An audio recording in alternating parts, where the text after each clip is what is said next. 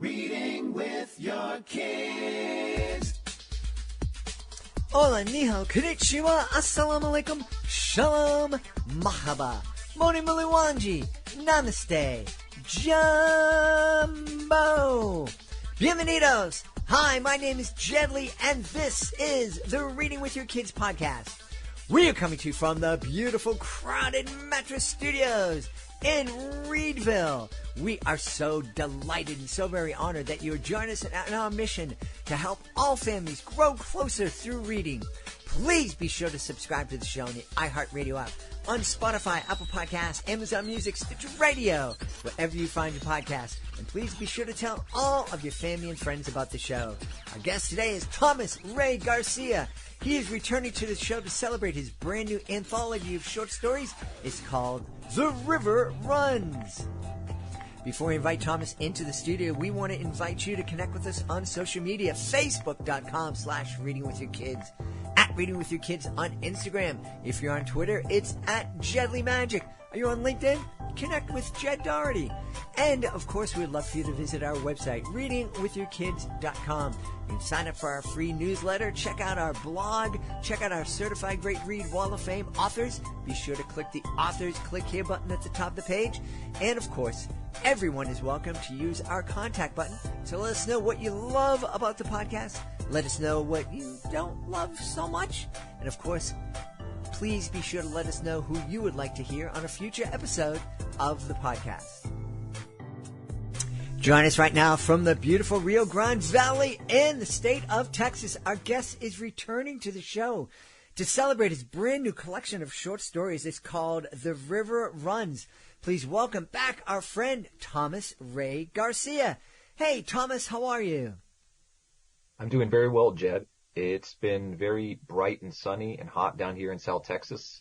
And now that we're coming out of the pandemic since the last time we both spoke about Speechless, my children's book, it's been a really transformative experience to be able to get back into my community and to start to tell stories about it. That's really exciting. Since the last time we spoke, I actually set foot in the state of Texas for the very first time. I was in an epic cross-continent adventure, and it took me through the Panhandle. So I didn't need to stop, but I said, I have to get out and I have to have my feet in Texas for at least a little bit. It's such a big state, and once you get your foot in, it's hard to get it out. So I'm glad you had the chance. Yeah, I was really, it was like, I'm glad I'm here, but there is so much more I'm looking to experience. And I think we're going to experience a lot of what it's like to be in your part of Texas through The River Runs. I'm understanding that a lot of these stories are based on true events. Yes, I wrote these collection of short stories from 2015 to 2020 when I was a college student at Princeton all the way until the middle of the pandemic, trying to reimagine the Rio Grande Valley in particular, which is right along the Texas-Mexico border on the southern tip. I was born and raised here, and throughout my life, growing up here, leaving to the East Coast for undergraduate, to the West Coast for graduate school, and now coming back and working full-time here, it's always been amazing to see the changes from diversity to growing businesses to new types of ways of living here in this region. We used to be thought of as a rural community, and now we're becoming a region in of itself here in the state of Texas, competing with San Antonio, Dallas, and Houston. And part of my interest in these stories is trying to keep true to our culture. What does it mean to be a fronterizo, a borderlands man? So each of these stories tries to get at the heart of that in very different ways. There are some stories that are more realistic, some stories that are more geared toward children, some stories that are speculative fiction that are set in the future. But each of them talk about what life is like here along the U.S.-Mexico border. And I think it's really important for people to take the time to read stories like this because the Rio Grande Valley is in the news a lot. And to be honest with you, Thomas, I mean, if you watch one news channel and then watch a second news channel, you would swear that you're looking at two different parts of the world because the stories just it's not the same. One news channel says, horrible, horrible. The other news channel says, hey, it's great, it's great. And I'm guessing that the truth lies somewhere in the middle. Yes, I'm so glad you brought that up. That actually is my number one reason why I wrote these short stories. Coming and leaving from the Rio Grande Valley, I would hear all these stories about my home, about what other people thought about it. People who had never visited the border were projecting fantasies about what the border was like, either because they heard it from a local leader or from the news. And growing up here, I saw a totally different reality. What I also saw growing up was how some of these fantasies from around the country would get projected onto the border, and some of those fantasies would become reality. So if there was a fantasy that somehow this was a very dangerous place and it's not good to live, slowly that would become true, where people would not want to visit the border, or people living here would move away. These stories that I wrote about are meant to truly get across what it means to be from the border. There are stories that tackle the issue of immigration, for example, in that there are immigrants who cross our border. But how do we humanize them and tell honest, raw stories about what that's like to live just a few miles from the U.S.-Mexico border? I tell these stories with humanity and compassion, not shying away from some of these topics. Another reason I wrote these stories is growing up, I didn't read Mexican-American literature in middle school or high school. And I felt like our region wasn't represented well. The few books and stories that were about the Rio Grande Valley didn't seem to tackle what it really meant to be from here.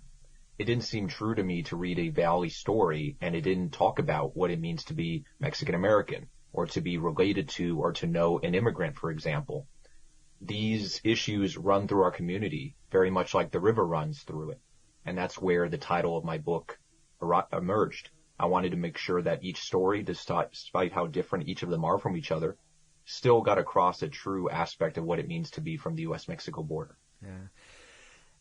And one of the things you touched on, and I just want to put an underline under this, is you're talking about people who are immigrating and coming into the States various different ways.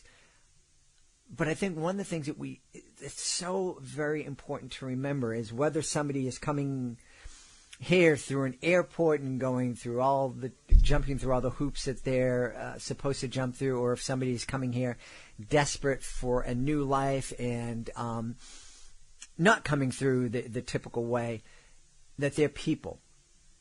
And I think that it's really important for us to remember that everybody that we refer to as immigrants, whether they're documented or undocumented, are first and foremost people and part of our human family.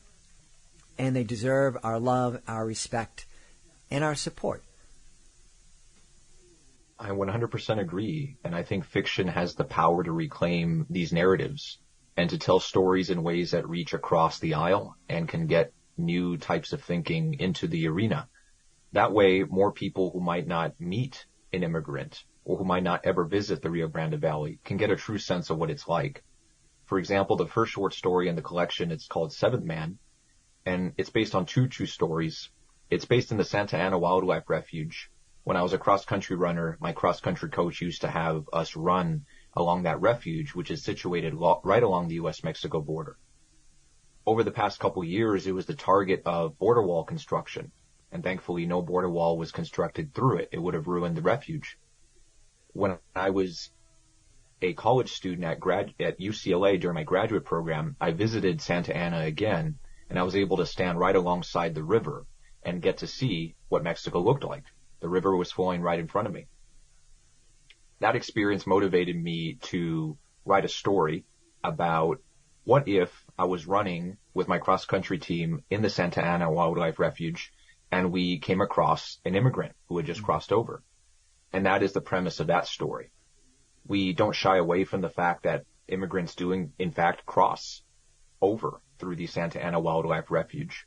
But we also don't shy away from the fact that this is a human being, and that despite this being an occurrence here in the Rio Grande Valley, we can reclaim the story with humanity and compassion.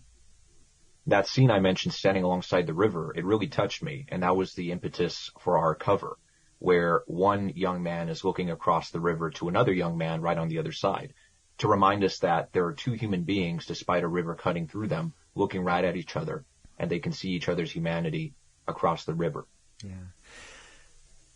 It's it's so important, and I think one of the things that people have a hard time, at least me, growing up here in the Northeast, and our relationship with our northern neighbor, Canada, is so different than our relationship with Mexico. And I can go to Niagara Falls and I can look across the river and look into Canada, and I'm basically seeing the United States, and it's a very similar country, and getting back and forth across the border is a different experience.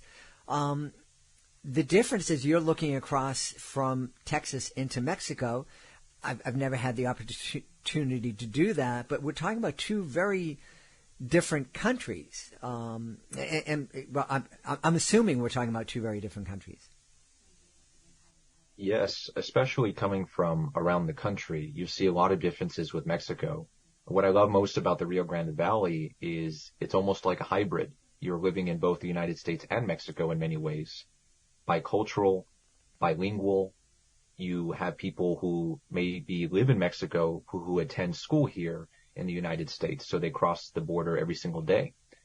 And that is a reality that we are cognizant of living here in the Rio Grande Valley, that if you were to go down the street and talk to someone, you can't automatically assume they're from the United States. They might be a Mexican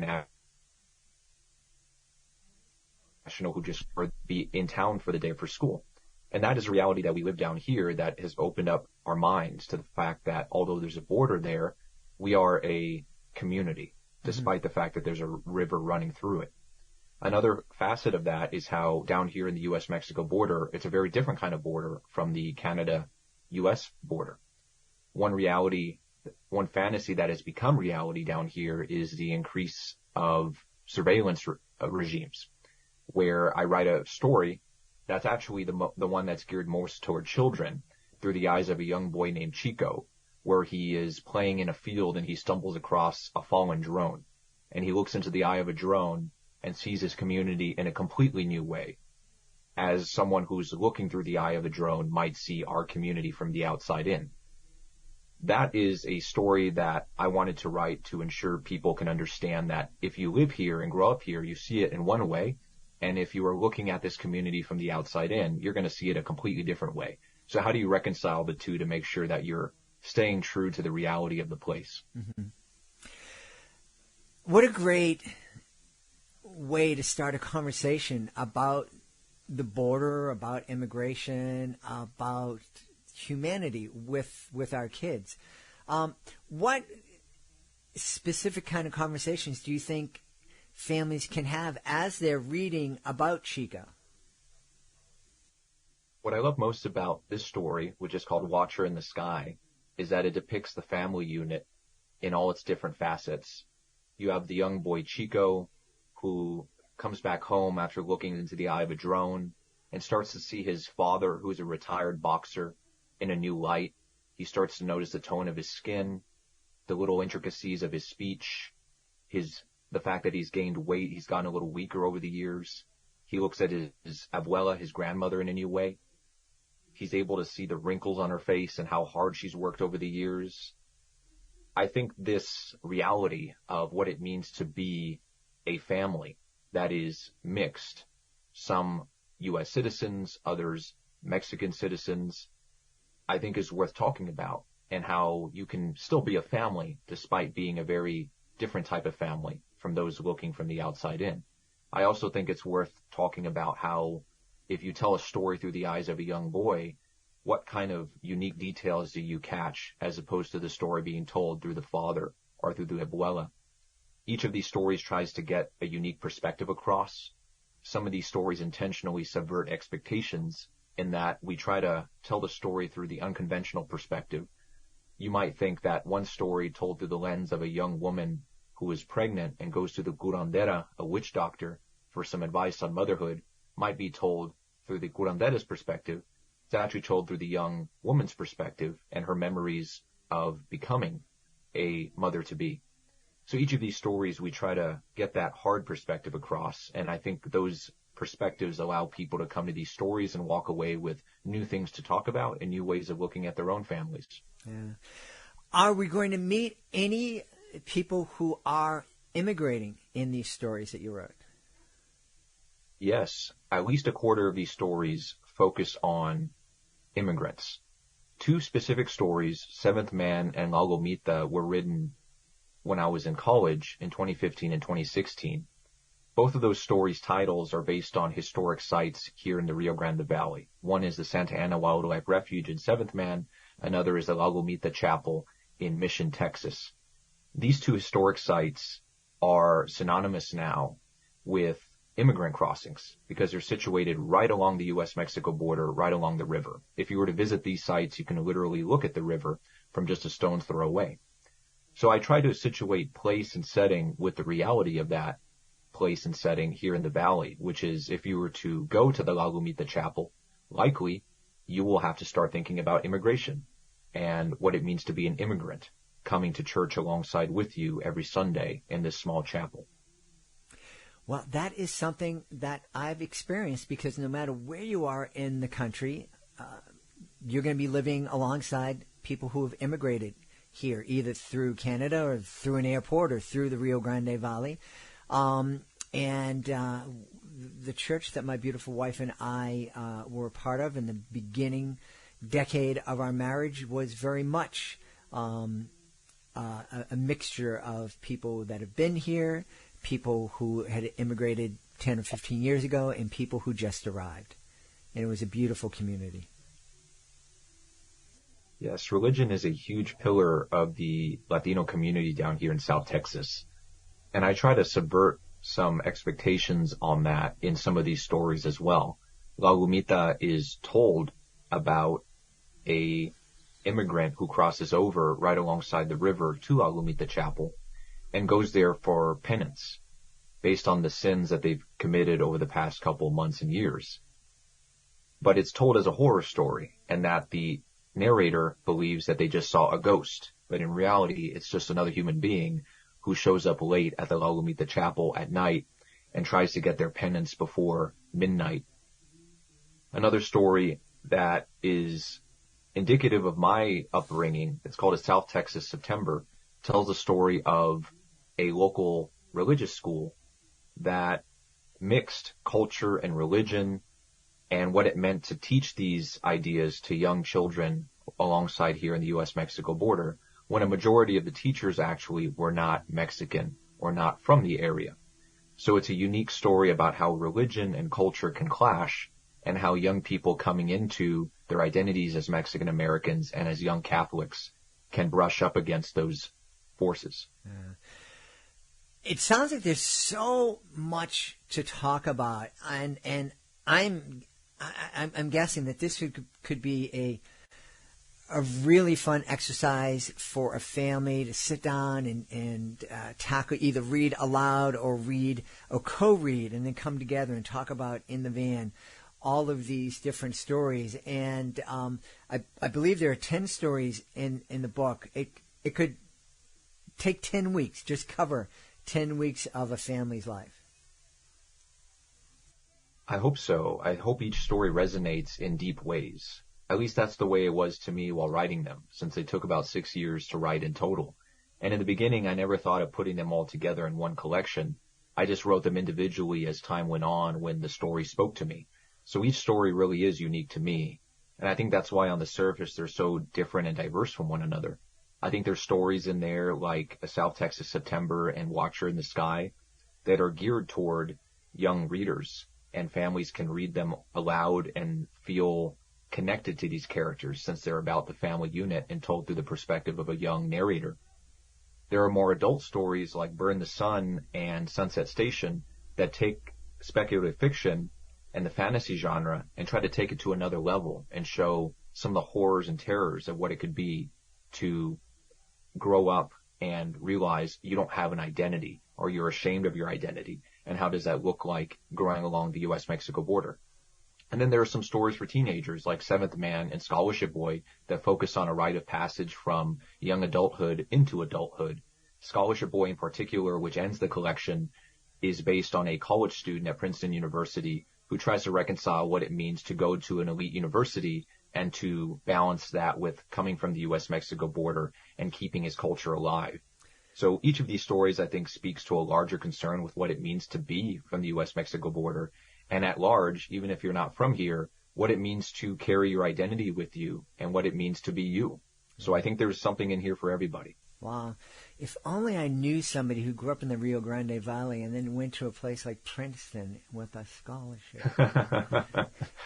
Speaking of scholarships, I just want to touch on it real quick. You are involved in a wonderful program that is helping kids from the Rio Grande Valley get a chance to go to an elite college on the West Coast, East Coast, somewhere down in Texas, but to just change the trajectory of their life. Can you talk a little bit about that and how people could help you? Yes, I'm the founder and executive director of a 501c3 nonprofit, CSLAP. It stands for College Scholarship Leadership Access Program. And the story of this nonprofit started when I was a freshman at Princeton University. I was the first in my family to go to college. I was a low-income student, and I was in my dorm room texting and helping my friends in high school with the same issues I encountered applying to college. I didn't know how to write the college essay. I didn't know what opportunities were out there for me. I didn't have a support system. And our school, which had about 500 seniors to one college counselor, just didn't give the opportunities and resources that these students deserved. So I started teaching summer workshops as a college freshman, bringing other graduates from my school district back to teach students what it was like to go to college from all over the state and all over the country. We were able to bring that social capital back and become near-peer mentors to our peers at our old high school. That program evolved over the years to reach the other high schools in the school district and eventually more schools throughout Hidalgo County here in the Rio Grande Valley. That was my first job after college, is teaching high school using that same curriculum.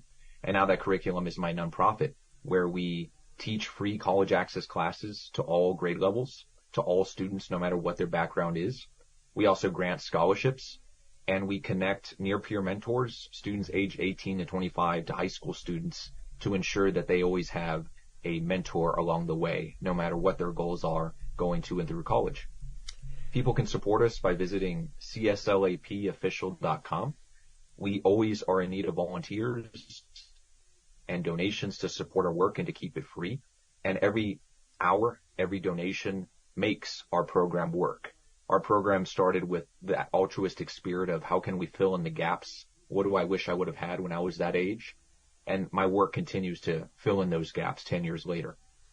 Well, we are really proud to be able to call you a friend of the podcast, and also a friend of mine. And we want to encourage everybody to check out CSLAP and also to check out the River Runs. Where can people go to find the River Runs? Yes, the River Runs is available on our Prickly Pear Publishing website. The easy way to get there is bit.ly/TRRbook. You can also Google Prickly Pear Publishing, and you'll see the River Runs right on the front page. It will also be available through Amazon and Barnes & Noble throughout the month of April in 2023. Right now, we're trying to support our small publisher by directing everyone to our website. So Prickly Pear Publishing, based in Santa Fe, New Mexico, tries to represent underrepresented writers. And I'm very grateful for them to award me the Americo Paredes Literary Arts Prize, which is given to a debut author who is trying to get stories about their culture out into the community. So I'm really grateful for this publisher and doing the hard work of telling these underrepresented and undertold stories. Awesome. Well, we are really happy that you had a chance to come back and tell us about the River Runs and about CSLAP, and just to catch up. Our guest has been the author of The River Runs, a collection of great short stories from our guest, Thomas Ray Garcia. Hey, Thomas, thanks for being back on the podcast. Thank you for having me back, Jed. It was a real pleasure. Thank you for giving me the platform. We hope you've enjoyed this episode of the Reading with Your Kids podcast and will join us for the next exciting episode of the show. Rumor has it, we're going to have another chapter and Reading with Your Kids in Espanol. Be sure to check it out. In the meantime, I want to thank the folks who made today's show so wonderful. Of course, I want to start by thanking our guest, Thomas Ray Garcia. Please be sure to check out The River Runs Also want to thank my team, Fatima Khan, Rory Grady, Will Cheever, Jordan Salem, Cassandra Masonet, Stephanie Davila. I want to thank my beautiful wife for all the support she gives me. Most of all, we all want to thank you. Thank you so much for taking the time to join us today, and as always, thank you so very much for taking the time to make the world a better place by reading with your kids. I'll be looking for you in the next edition of the Reading with Your Kids podcast.